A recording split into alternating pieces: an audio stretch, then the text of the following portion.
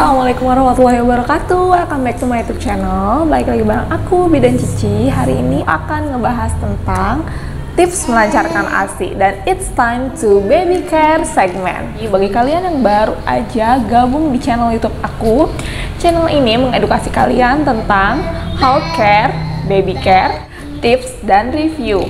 Nah, yang belum subscribe jangan lupa subscribe dulu. Yang udah subscribe jangan lupa like, comment, share, and bunyiin loncengnya. Sebelum ke tips-tipsnya, kita disclaimer dulu kenapa aku bikin video tips melancarkan ASI. Karena sebelumnya itu sempat mengalami penyumbatan ASI atau ASInya tuh kurang lancar saat awal-awal setelah cuti. Jadi selama cuti ini aku pumping on schedule, lalu DBF juga atau direct breastfeeding, menyusui langsung ke bayi aku. Tapi setelah cuti selesai, kembali ke rutinitas seperti biasa, yaitu kerja dan harus menyusui juga. Ini menjadi PR banget nih untuk mom semua yang bekerja dan harus mengasihi. Makanya aku pengen banget bagiin tipsnya, karena sempet juga aku mengalami yang namanya penyumbatan ASI, dan ASI aku keluar nggak sebanyak sebelumnya. Aku pumping awal-awal sekitar 160, 120, banyak banget.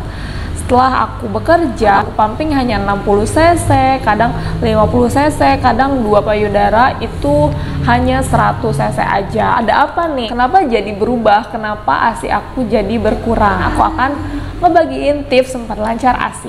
Tips yang pertama, nggak boleh stres dan harus waras gitu, tetap waras. Karena apa? Waktu itu aku stres banget. Dari tadinya aku ketemu anak aku setiap hari, setiap saat bekerja aku bertemu dengan anak itu hanya jam-jam tertentu aja. Pulang kerja sore, nyampe rumah jam 5, main sebentar sama anak, tidur lagi. Terus begitu kan. Ya, akhirnya aku putar otak gimana caranya agar anak aku tetap dikasih ASI, biar tetap terjaga nutrisinya, biar ASInya juga lancar. Akhirnya aku berpikir positif bahwa aku bekerja pun itu untuk anak aku juga, membantu suami juga, bisa sharing juga ke teman-teman yang sesama mengasihi. Jadi itu aku berpikir positif dan gak stres. Lalu kita lanjut tips yang kedua, yaitu yang pasti dong, makan makanan yang bergizi dan seimbang. Ini udah umum banget. Setiap hal kesehatan pasti dikaitkan dengan makan makanan yang bergizi dan seimbang. Makan makanan yang bergizi dan seimbang, jangan lupa memenuhi karbohidrat, protein, lemak, zat besi, dan gizi pelengkap lainnya. Nah, udah terkenal banget kalau misalnya untuk memperlancar ASI, yaitu perbanyak sayur-sayuran, yang terutama yaitu sayur katuk. Aku juga mengonsumsi itu loh moms, karena aku nggak terlalu sebegitu sukanya sama sayur. Akhirnya aku mengonsumsi sayur itu 3 hari sekali. Jadi setiap makan tuh selalu ada sayur katuknya gitu, nggak langsung satu panci aku habisin semua, enggak, karena itu nggak sanggup mau. Selain itu juga aku minum lancar ASI. Sebelumnya aku direkomendasi oleh dokter jinnya, yaitu obat tablet ya, tapi karena obat tablet kalau diminum setiap hari sayangnya susah gitu nelennya, rasanya kan pahit, nggak enak. Jadi aku sempat pikir minum pelancar ASI yang diseduh atau yang langsung minum, tapi karena itu belum habis, jadi aku habiskan dulu obat pelancar ASI itu. Dan sekarang aku baru aja dikirimin sachet Sweet Tabby. Ini adalah pelancar ASI yang enak banget, dan ini diseduh.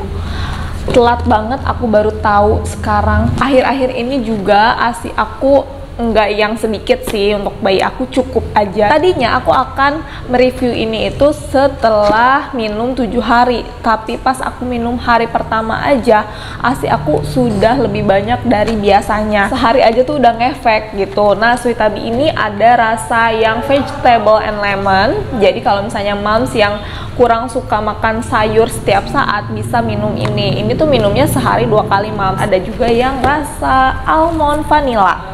Oke, sambil kita lanjut videonya, aku akan seduh ini juga karena kayaknya enak juga ya siang-siang gini sambil minum minuman rasa-rasa tapi untuk memperlancar ASI. Sekarang aku akan nyobain yang rasa almond vanilla, karena kemarin aku udah nyobain yang lemon vegetable. Oke, ini makanya baru dibuka. Yang lemon vegetable itu rasanya kayak lemon tea gitu, jadi kayaknya sehat banget.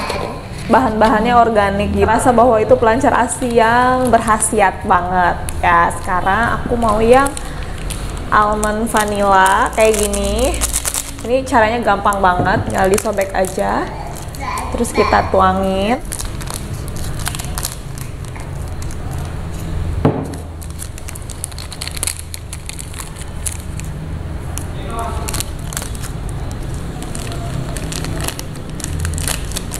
Udah kecium nih ya vanilanya.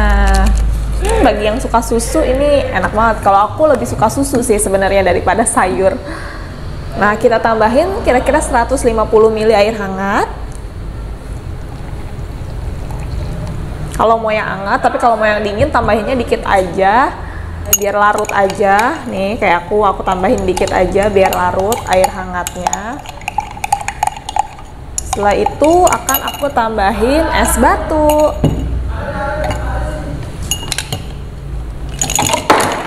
Oke, kita aduk-aduk dulu. Di samping ini ada anak aku, jadi kalau misalnya berisik, mohon maaf ya, dia ikutan juga. Pengen ya nak? Kita cobain bareng-bareng ya rasanya yang almond vanilla kayak apa. Bismillahirrahmanirrahim. Enak banget. Aku suka banget yang almond vanilla. Ini juara banget. Bintang 5. Kapan lagi minum minuman yang enak tapi untuk memperlancar ASI? Sweet Abi. Aku suka banget.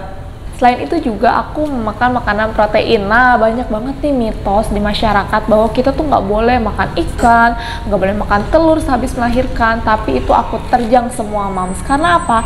Karena mempercepat proses penyembuhan luka juga. ASI juga perlu nutrisi dan protein ya. Makanya harus banget makan makanan yang mengandung tinggi protein. Kalau misalnya nutrisi di ASI bagus, ke si bayinya juga akan jadi bagus, akan pinter, cerdas. Oke, kita lanjut ke tips yang ketiga, yaitu jangan lupa melakukan breast care atau pijat payudara. Nah, aku akan taruh gambarnya di sini gimana cara pijat payudara yang baik dan benar.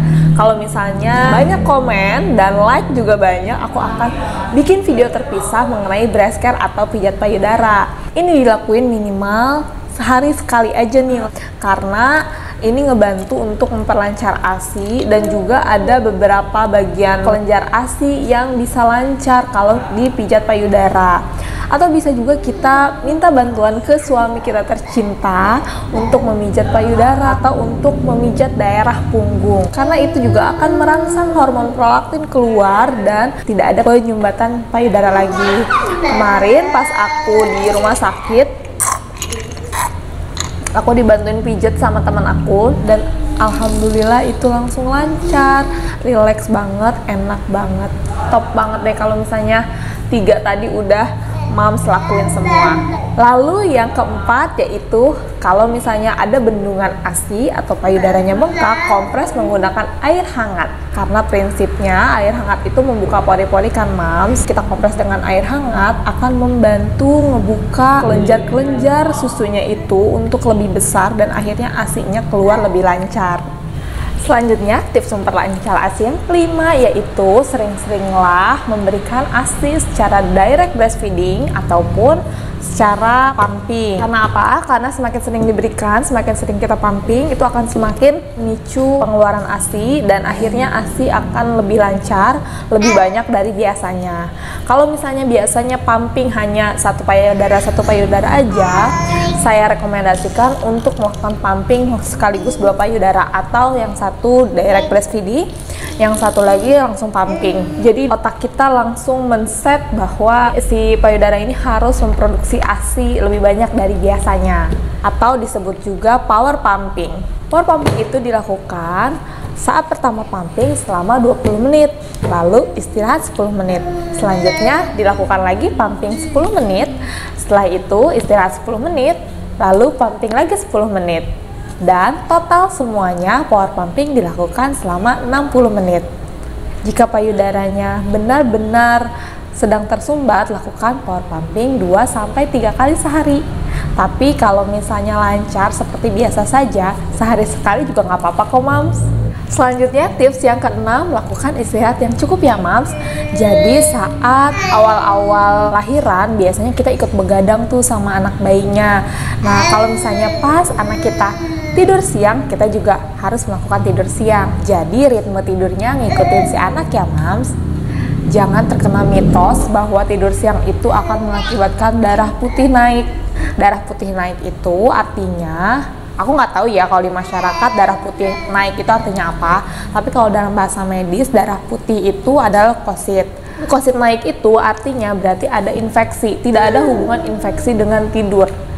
Kalau misalnya infeksi itu diakibatkan oleh luka yang terlalu lama dibiarkan, tidak makan makanan berprotein tinggi, itu bisa mengakibatkan infeksi. Nggak boleh makan telur, nggak boleh makan ikan, nggak boleh makan daging. Nah, itu berkaitan dengan darah putih naik atau leukosit yang naik. Tapi kalau misalnya nggak boleh tidur siang, itu tidak berhubungan dengan darah putih naik atau leukosit naik. Jadi, kasih tahu video ini ke mertuanya ya, atau ke mama kalian, biar kita nggak dilarang untuk tidur siang, kita nggak dilarang untuk makan telur atau protein tinggi lainnya. Itu dia 6 tips memperlancar ASI dari aku. Jangan lupa minum pelancar ASI juga yang praktis, bisa dibawa kemana-mana. Sweet Abi, minum minimal 2 kali sehari. Terima kasih sudah menonton. Wassalamualaikum warahmatullahi wabarakatuh. See you.